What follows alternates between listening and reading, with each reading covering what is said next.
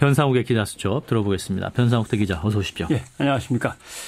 오늘은 자영업 이야기를 해보겠습니다. 자영업자들이 위기에 내몰리고 있습니다. 경기 침체도 경기 침체지만 메르스까지 겹치면서 올여름 참 힘듭니다. 어떻게든 버텨보려고 영업시간을 늘리기도 하고 네. 가족끼리 죽어라고 일하고 가격을 깎고 또 깎고 해서 출혈 경쟁도 합니다만은 그렇게 출혈 경쟁하면 또 수익성이 악화되는 거죠. 네. 그래서 폐업이 늘고 있습니다. 통계청의 경제활동 인구 조사 내용을 보면 올해 1분기 기준으로 자영업자 수가 546만입니다. 네. 1년 전에 551만 명보다 한 5만 명 정도 준 거죠. 예. 2012년에 최고점을 찍고 계속해서 자영업자는 줄고 있습니다. 예. 뭐 그래서 월세를 안 받겠다고 선언하는 건물주들의 모습이 예. 또 요즘 더 환영받고 반갑고 그런데 자, 이제 베이비 부모 세대는 이제 직장에서 계속 밖으로 밀려나고 있는 거 아닌가요, 지금? 그렇습니다. 자영업자는 줄고 있는데 50대 60세 사이에 베이비 부머 세대들은 지금 직장에서 계속 나오고 있습니다. 제 얘기하시는 거죠, 지금. 예. 그래서 전체 자영업자는 줄어도 베이비 부머 세대 자영업자는 계속 사회로 나와서 직장에서 사회로 나와가지고 자영업을 차리고 있습니다. 네. 또 자영업의 문제는 이것이 이제 가계부채의 폭발하고 이어진다는 건데 금융결제원에 따르면 지난해에 만기 도래한 어음을 막지 못해서 당좌 거래가 정지된 자영업자가 227명. 이 가운데 50대가 43%, 60대가 33%, 40대가 23% 이렇게 나옵니다. 그러니까 역시 돈을 못 갚아서 점점점. 그렇게 되면은 자영업자들은 대출해서 가게를 하다가 망해가지고 돈을 못 갚으니까 이게 부실로 가는 거죠. 예. 네, 이게 부실 채권이 됩니다. 이들에게 또 세를 놓은 부동산 임대업자들도 이렇게 되면 수익이 갑자기 나빠집니다. 그러면 부동산 임대업자들의 수익도 나빠지면서 전체 금융권에 나쁜 영향을 미친다. 이것이 이제 가계부채, 그다음에 자영업의 위기 그리고 금융권의 부실이 이제 연결돼 있다라고 하는 거죠. 예, 그러니까 자영업자로부터 이제 부실이 시작되면 이제 우리 금융계 전체까지도 피해가 올 수 있다라는 말씀인데. 그렇습니다. 근데 자영업 비중이 굉장히 높잖아요. 그렇죠. 우리나라가 뭐 치킨집에 뭐 카페, 편의점에 뭐 또 뭐 휴대폰 판매점 뭐 다 붙어 있잖아요, 지금. 가면 뭐 다닥다닥 붙어 있지 않습니까? 네. 그러니까 노후를 준비를 못 했는데 직장은 끝나버렸어요. 그러니까 은퇴자들은 뭐라도 해야 됩니다. 결국 자영업에 뛰어드는데 수익성은 말씀드린 대로 엄청 나쁩니다. 그러니까 이제 무너지는 거죠. 시장은 좁고 경기는 나쁜데 자영업할 사람은 많으니까 뭐 살아남을 리가 없습니다. 대책이 마땅히 나오질 않는 게 문제죠. 자영업계의 추절 경쟁을 완화시키려면 어떻게 해야 되냐. 자영업으로 나오는 사람을 막아야 됩니다. 가능하면. 그렇죠. 예. 예. 직장에서 오래 붙잡아줘야 되는 거죠. 결국 그 방법이 뭐냐. 임금 피크제도 방법 중에 하나입니다. 그다음에 잡 쉐어링. 일을 쪼개가지고 여러 명이 가능한 한 나눠 맞는 것. 취업 교육을 통해서 재취업. 이런 것들. 중장년층의 취업을 늘려서 어떻게든 직장에서 오래 붙잡아 줘야만 자영업 시장도 경쟁이 좀 완화되는 겁니다. 예. 중장년층이 일할 수 있는 산업이나 기업에 대해서 정책이 또 지원을 해 줘야 되는 거고요. 그래 우리나라가 뭐 놀고 먹는 건 아닙니다. 정부가. 지난해 가을에 경제부총리가 그래서 얘기를 했어요. 장년층 고용 안정 및 자영업자 대책을 마련해서 추진하겠다. 네. 지금 뭐가 진행 중인지 잘 모르겠습니다. 대통령은 뭐 유승민 원내대표 찍어내는 문제에 너무 골몰하고 계신 것 같고. 네네. 아무튼 정부 여당이 지금 하고 있는 일이 뭐냐라고 물으면 마땅히 대답할 게 없을 겁니다. 네. 우리나라 복지가 너무 잘 돼 있어서 기업이 부담이 크고 정부가 부담이 크다.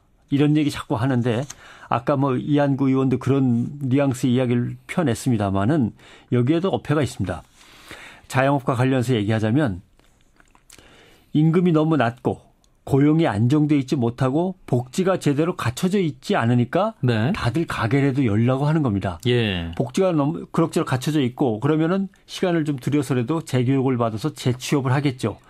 고용이 안정돼 있으면 사람들이 사회로 떠밀려 나오지 않겠죠. 이런 건데 다들 가게라도 빨리 열어야 되는 것은 앞에 말한 복지 조건, 임금 조건들이 제대로 안 갖춰 있어서 그런 겁니다. 예, 그게 우리 현실인 거죠.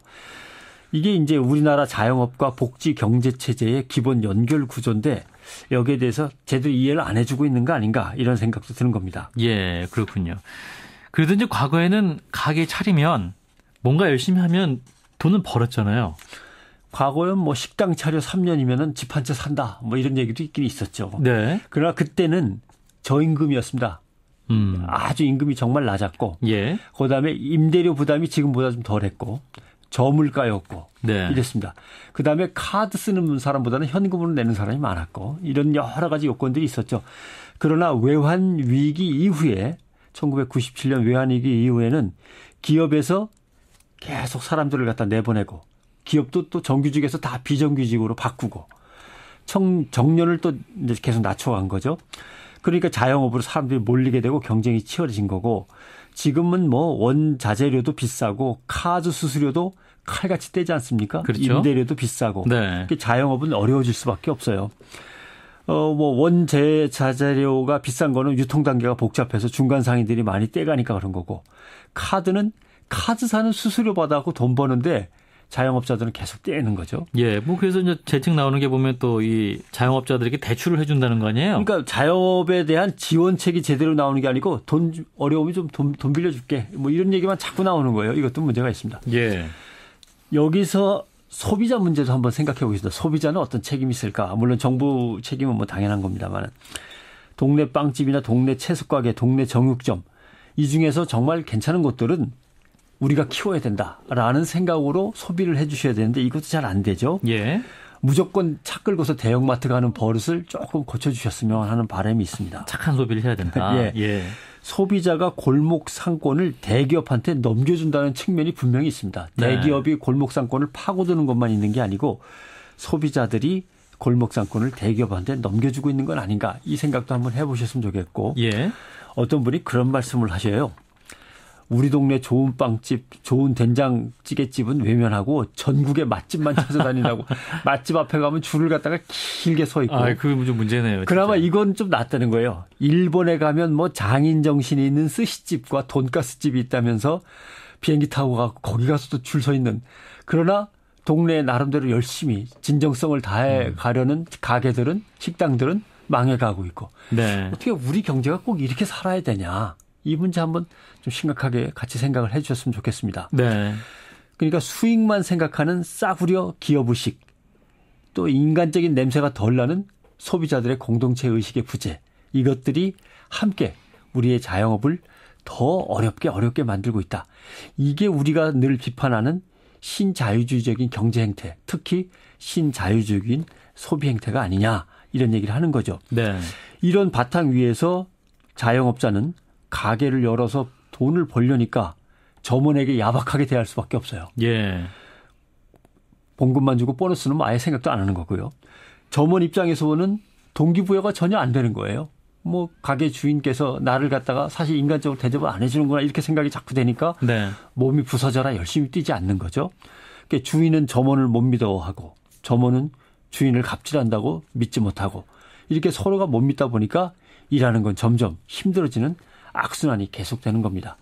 어디서부터 풀 거냐. 정부는 자영업 대책 마련했으면 제대로 추진을 하고 기업은 대기업들 유보자금이 지금 588조입니다. 네. 이것들 풀어가지고 노동자들에게 처우를 갖다 어떻게든 개선해주고 비정규직이나 용역직에 대해서는 정말 임금을 갖다 최소한 보장해 줄 만큼 보장해 주고 네. 이렇게 해서 직장에서 가능한 한 사람들을 좀 붙잡아 주고 이래야 자영업의 출혈 경쟁이 없어지고 이런 것들입니다. 예, 뭐 그래서 이런 것들이 선순환으로 연결이 돼야 되는 거죠. 예, 요즘 가계 대출 규모가 1,300조 넘었다는 진단까지 나오고 있는데 예, 1,300만 원도 아니고 말이죠. 대책이 없습니다. 예, 좀 더 면밀한 경제 정책 필요하겠네요. 변상욱 대기자였습니다. 고맙습니다. 고맙습니다.